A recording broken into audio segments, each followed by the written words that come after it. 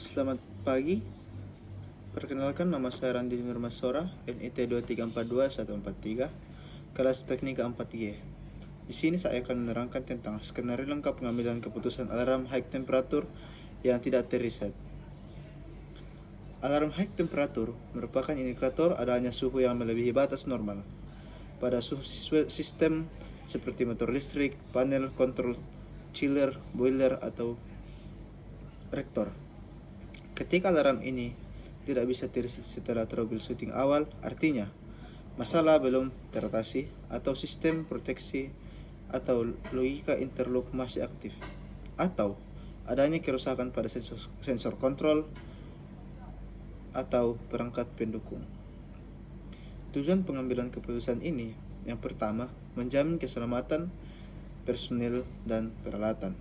Yang kedua, memastikan keadaan sistem proteksi berjalan sebagaimana mestinya. Yang ketiga, mencegah downtime berkepanjangan akibat tindakan yang tidak tepat.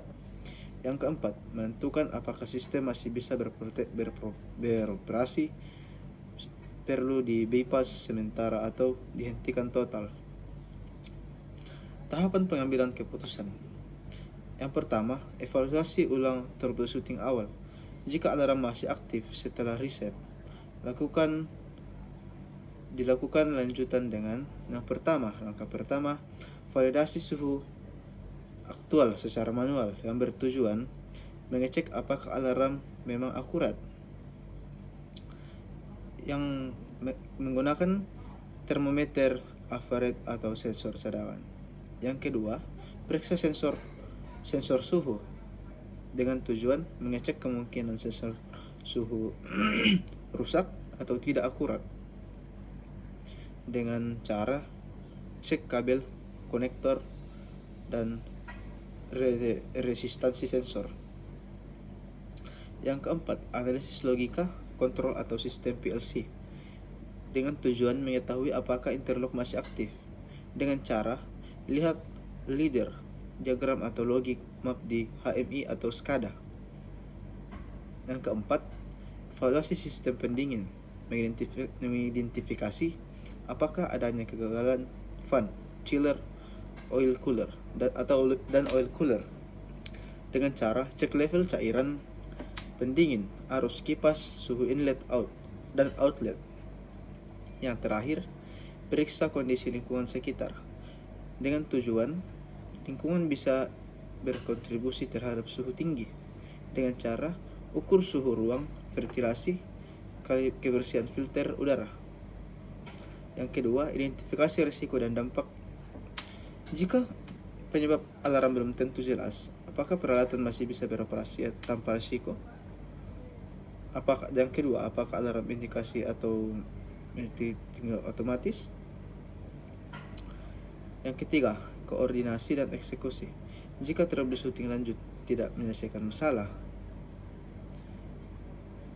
maka pihak supervisor teknik menilai apakah sistem bisa bypass secara aman, dan engineering atau instrument treatment specialist bisa mendiagnosa lebih dalam sistem kontrol dan sensor.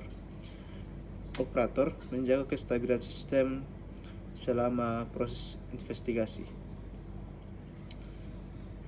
Pengambilan keputusan opsional.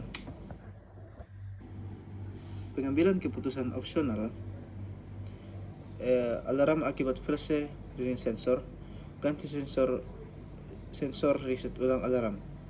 Alarm nyata dapat suhu, reset HMI setelah memeriksa semua kondisi aman.